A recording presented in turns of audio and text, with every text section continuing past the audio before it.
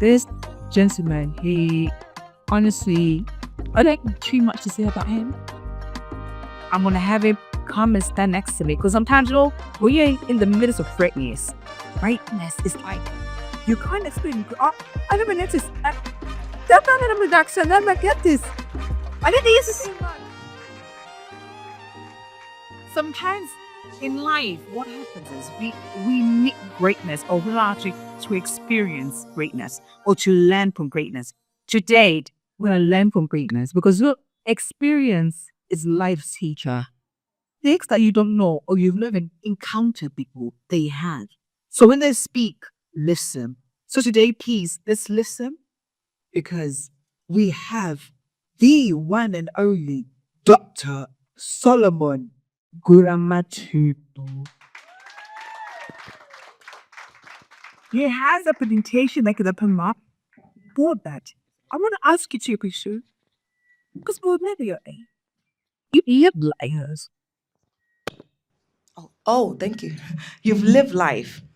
And in your living of life, which we're yet to all live, what are two, I'm going to say, not weirdest or maybe weird experiences or things that you've done or like you just lived and just encourage us to live. Like sometimes we're trying to become perfect. I want to be a businessman. I want to be a businesswoman. And I'm doing things perfect. What are the things that you did that was just not even out of the ordinary?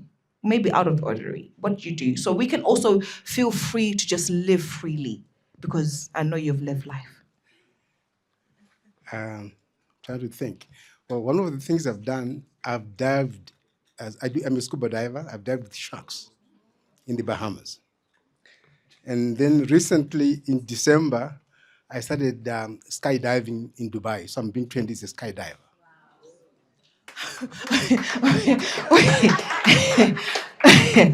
You know, I asked the question. I didn't understand the answer is going to come. Wait, you said skydiving now? Men, can we all go skydiving, please? Can I suggest we should go skydiving? Please, can you go with him in December to skydive? Sir, okay, please, join him.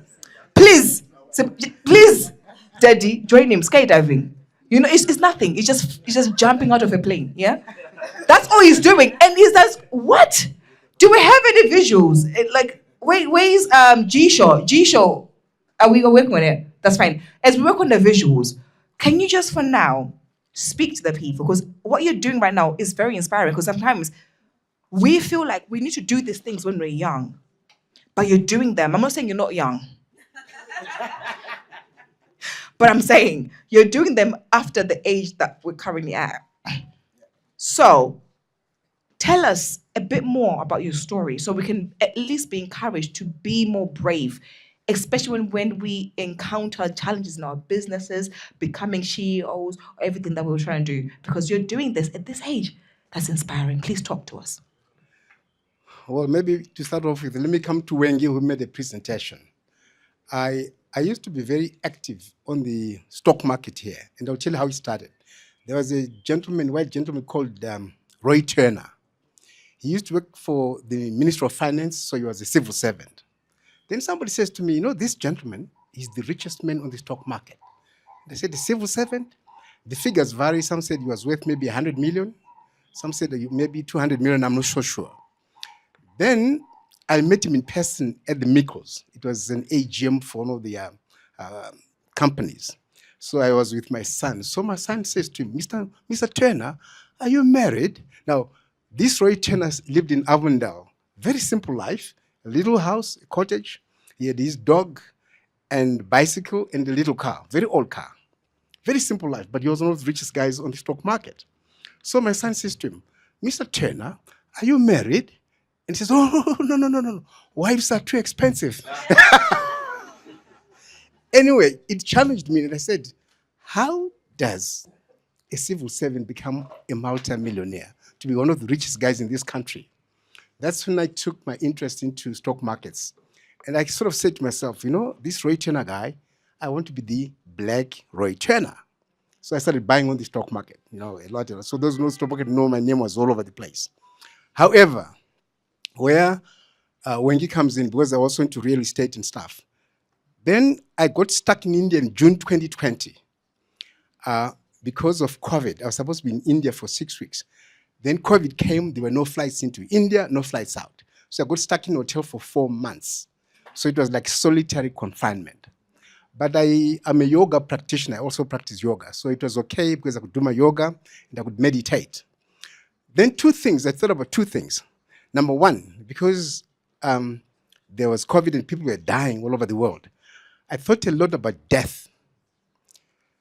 And then I thought, well, with death, you can't duck and dive. You can't really run away. When it comes, it comes. So how does one manage it? And I said, well, you have to embrace it. And how do you embrace death? You have to prepare for it. And how do you prepare for death? You've got to have your will tight, everything that you want. You must write it down. And I also went further and I thought, you've got to think also about your funeral. What kind of funeral is it going to be? People are then going to have a 3-course meal or 5-course meal or 7-course meal. What kind of wine are they going to have? Those who like whiskey, this is going to be 12-year-old or 18-year-old. Who's going to speak and who's not allowed to speak? All those things I thought you must think about. Now, you see, I'll show you one of my slides. One of the big things, I'm a dancer. I'm actually a Latino dance instructor. So people come to my house to learn how to dance. So I said, I'm often asked to give speeches about crypto in the Gentlemen's Club, and I always said to them, I thought about my funeral and I said, because I'm a dancer, my closest friends are ladies. And my pallbearers are going to be ladies. And they're going to be wearing black skirts, figure-hugging skirts and tops, and they have little hats on the side with a little flower. I thought about that. Then the other thing I thought about was this issue of wealth. And I said, I have a lot of wealth on the stock market. It means that most of my wealth is denominated in Zim dollars. The performance of the stock market depends on the performance of the Zim economy. And at that time, I wasn't very optimistic. Secondly, it means my wealth is under one jurisdiction. It's in Zimbabwe. But I wanted, say, to travel to be in New York or in Mumbai or in Melbourne, and I have my wealth with me. So I was thinking about this. How do I achieve this? Then I discovered Bitcoin when I was in India in June 2020. So I bought my first Bitcoin in June 2020. And I'll confess to you, because it's not a secret. I bought Bitcoin, it was $6,000. And then after a few months, it went to 69,000. And I said, wow, I've never seen an investment like this. And later on, when I came back, that's now met Wengi in Traders Academy.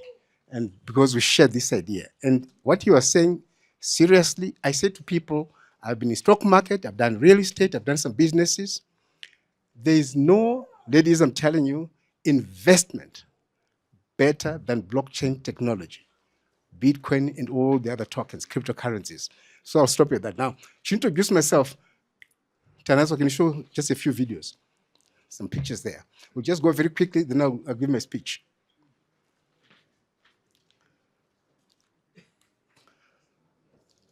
Well, maybe while he's getting ready, I'll start my speech. Now, here's what I always say. The black lady, and that is you. Trust me, you are the most beautiful lady walking on planet Earth. This is a fact. You're not so sure?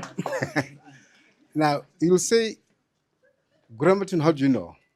I've just told you I'm a dance instructor. So at my home, I've danced with ladies from South Korea, from Japan, from China, from India, from Europe, Russians, Greeks, all sorts of people. In one of the slides you'll see, the lady was the British ambassador here, was my dancing partner for 3 years. And the day that Prince Harry and Meghan got married, we danced in London at the Hyatt for the ambassador's ball. We did a salsa and a bachata. So when I tell you, you're the most beautiful, I know what I'm talking about. But you are the most beautiful with your natural attributes. Your natural hair and your natural skin. And I know what I'm talking about. I'll explain to you why I say this. When you're ready, Tanas? Okay. Oh, is it? Okay, well, it's okay. Now, I go to India every year. I also go to Brazil. I go to South Korea. I go to China. It was when I was in India and I saw them harvesting hair from dead bodies. That got me thinking. Let me quickly tell you. The Hindus, when somebody dies, they do an open cremation. So the slides are coming. You can start off with the first one very quickly. They do an open cremation, which means somebody dies, they have a piece of firewood. Okay, look at those pictures there. You see, that's me there. Oh, they can't all see. Sorry, some of you can't see, but those who can see. Now let's go to the scuba diving one. He said scuba diving, please. Yeah.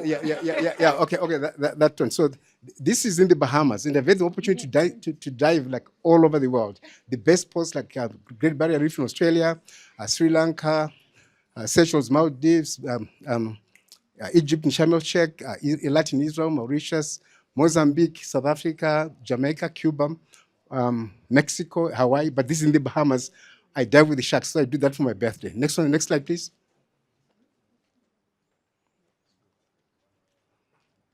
That. Back to the same one. Come on, G, you got this. There's the other one. Can't get it. Anyway, all this I can keep talking. Now, so this is what the Hindus do. Someone dies, they pile of firewood, they put the body on top, then they light a fire. When they burn the body afterwards, they take the ashes and they throw them into Ganges River. That's what they do all the time. So someone says, we are burning this hair. There are people who want to buy this. So we're actually burning money. So now, when someone dies, they shave off the hair and they put it over here. That's the 100%. So you watch me there. That's why I'm going to the bottom of the sea. You can see that? Yeah, you can stop it now. So there's some sharks down there. So, right. So that's what we call the 100% hair, some of it, from those dead bodies. Now, you all know when AIDS was rife, you could tell somebody's got AIDS because of the hair. It was thin and it was flowing. What does that tell you? It tells you that a disease in your body is also in your hair. That's first thing. Now, second thing, if I walk around with you at night, it's a scary place, maybe the cemetery, the heart starts pumping fast. What happens to the hair? It rises, stands. What does that tell you? It means that your hair is part of your nervous system. That's what it tells you. We are buying hair, the nervous system of other people, and that hair, we don't even know what disease they had in their body, whether they're alive or dead, we don't know. We are black people, we buy. Now, let me tell you this, and I'm telling you the truth, because you'll see I'm dancing with all these leather ladies, different races. White people, and we might not admit this, but at my age, I can say whatever I want to say. And whether you like me or not is another story. There's this belief among us black people that if you look like a white woman, the hair like a white woman, skin like a white woman, you bleach, then look more beautiful. I'm going to tell you today, I've danced with all of them. No, you have the best. I'm telling you this. Now, why do I say so? Let me explain this to you. This hair that you see, the weaves and the wigs, white people have that hair. It's biological adaptation to their cold climate, not to Nora. So nature gave them that hair so that they feel. Now you see, that's me in this farewell party for the British ambassador. Can you have sound? That's me at my house. Because she asked for the farewell party to be done there. So they all came to my house, and this is salsa now. Oh, in fact, you can have sound. I've got a question, sorry. Yeah, Sorry. We got questions. This is your house in England? In the UK? That's your house in the UK? No, here, in Harare. Yeah, here in Harare, yeah. So you've adventured in this life. Yes. You've done amazing things in this life. So Yeah. Please just start the so they can hear the sound. Just start it. Okay, just give it like 10 seconds. Let's 10 seconds play. Let's do 10 seconds play. Because we don't want to get the men jealous here to see that he really can pull. Let's not do too much. Hey. All right, we see you. Hey. Okay. All right, uncle. You got moves. Are you willing? Wait, are you teaching us tonight? Well, I've danced with you. Okay, all right. Okay, so I want you to tell everybody that white people have that hair because it's a biological adaptation to their cold climate. It's like sheep. If we go to Europe, they have wool, a lot of wool. That wool is not for beauty. That wool is for survival in a cold climate. If we send our sheep to Europe today, they'll die of cold. They don't have wool.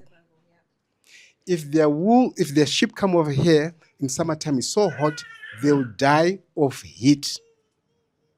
What we are doing as black people is like sheep. I want to look beautiful. I want to look like those people sheep in Europe. I also want some wool.